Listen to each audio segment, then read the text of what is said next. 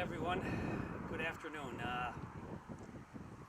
It's Wednesday afternoon, the last day of the year in December here, December 31st, 2014.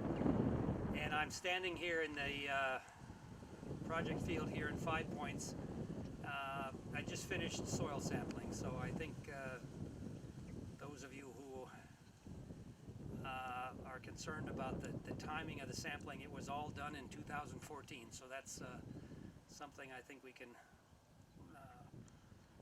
be sure of today, because I just finished about an hour ago. But there are some interesting things out here that I want to take some time to show you that you won't get the chance to see, but that I noticed as I was sampling this year. And I'll just sort of walk through a couple of things here. First of all, what we've got here is one of the fallow plots here, one of the standard till plots here. You can see over here to the right there of your screen there, one of the CT plots that had tomato last year. And then also one of the things that is starting to happen here, and I guess we didn't really anticipate that, is that because we have different systems now within the same year, there are going to be different residue conditions out here. So that's something we're going to just have to be recognizing and aware of here. But that's definitely the case this fall here. So let me show you some of the things I noticed as I was soil sampling and share with you these observations.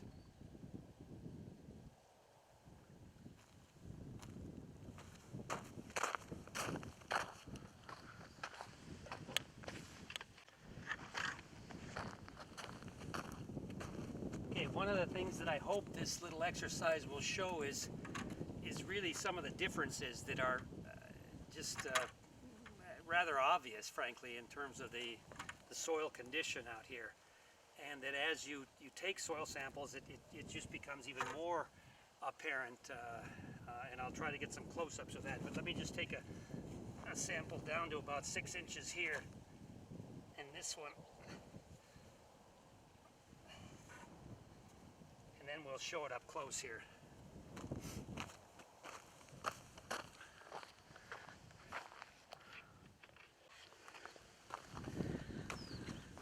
Okay, here's this soil sample then in the standard till without a cover crop, and I'll bring the bucket up there a little bit more so you can see it more closely. But what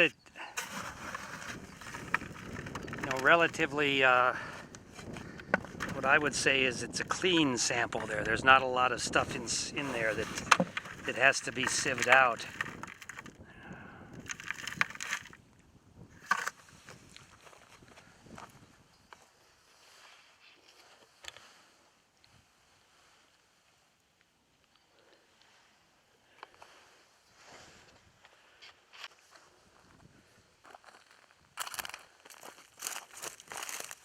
Show this again here. What I'm trying to get at here is that this, and the light might not be all that good to do this, but you can see pretty clearly, I think, that there's not, this particular plot has been, there hasn't been a crop on it this summer here, so we're waiting to plant the garbanzos in a couple of weeks here, but there doesn't seem to be a lot of residue or a lot of plant material that's in the soil right here. There's some chunks, but it's a relatively clean sample here.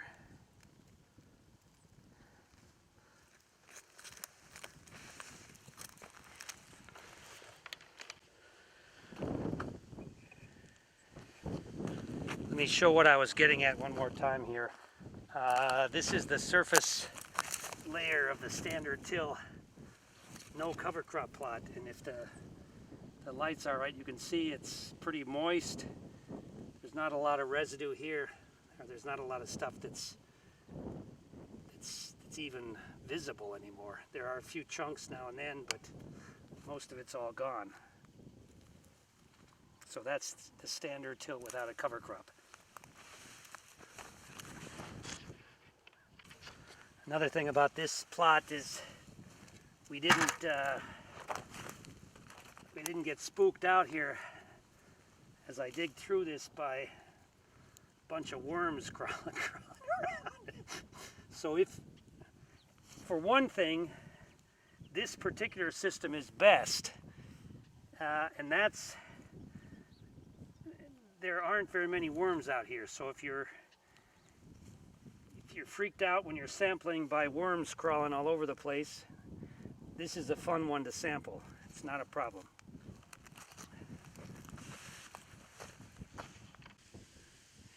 And speaking of samples, you know, for those of you who really wonder if I'm really sampling down here at all, you can see the holes out there. So please know that I spent the better part of 4 full days doing this to get this done here. So the samples now have been, the ones for rad have been frozen, and I'll bring those up next week.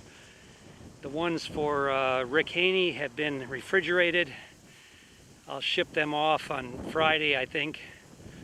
And then the other ones are drying in the greenhouse here. Let's take a look at just the residue right here. We're in this plot had cotton in it a year ago, and it's a CT plot. There's no cover crop in this one right in the front here. But you can see there's not a whole lot of residue still. I mean, this is almost gone now. In contrast to the right over there, you can see the plot that had a crop in the summer of 2014. That was the sorghum, and that is the post-harvest residue. A farmer came in and harvested the grain for themselves there, and that's the residue. There was a little regrowth, that's why it's a little tall and bushy there, but there's more residue, as we'll see in a minute there. Okay, right here we're in that sorghum plot, the plot that had its conservation tillage. This is actually without a cover crop, but it's a lot of residue just from the sorghum. So this is one thing that I know Dr. Dwayne Beck pays, and the farmers that he works with in South Dakota pays a lot of attention to the residue buildup and disappearance over time. But this is something that I just want to point out here, that different crops have clearly a lot of different residue characteristics here.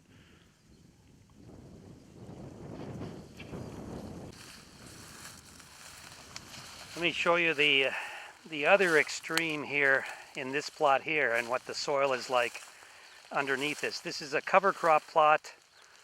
This had sorghum last summer in 2014, so you can see a lot of sorghum residue, and it's now got a cover crop that's growing this winter until next spring. A couple of things you can also observe here, that we had some really cold nights here the last couple of nights, and some damage on the plants of the mustard there. But let me show you what the soil is like underneath here in this plot.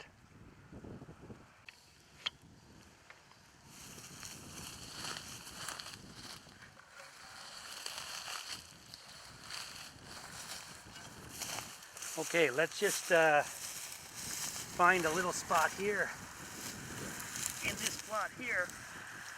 If you can see this very well here, I'm not sure.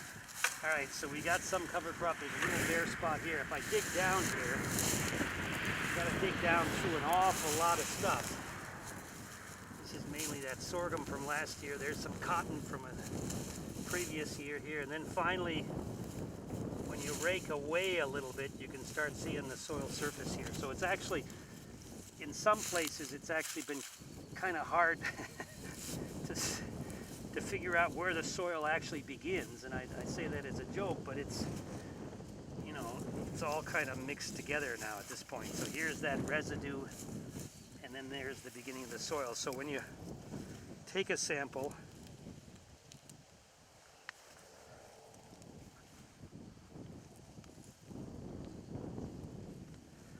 one thing I did notice, I do think, and we'll do the bulk density stuff with these as well there, but the soil is, well, we already have a worm there, so that's one of the things it's a difference, I think.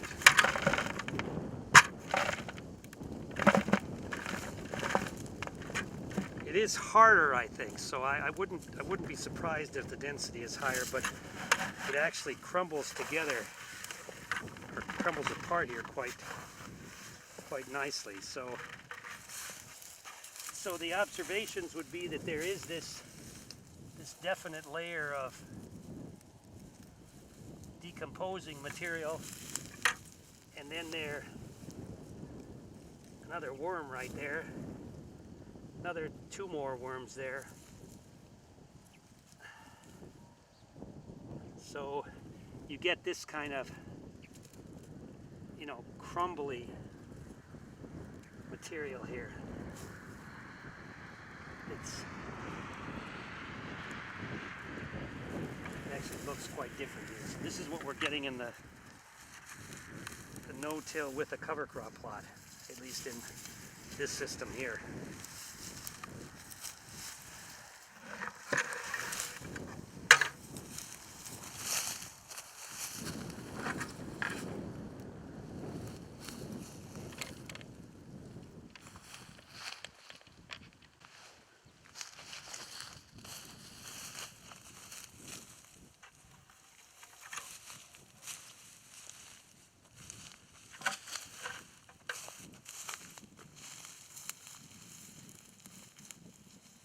Maybe I'll use this opportunity to wish everyone a Happy New Year going into 2015, and to also really thank everyone for your continued involvement and support of this project here.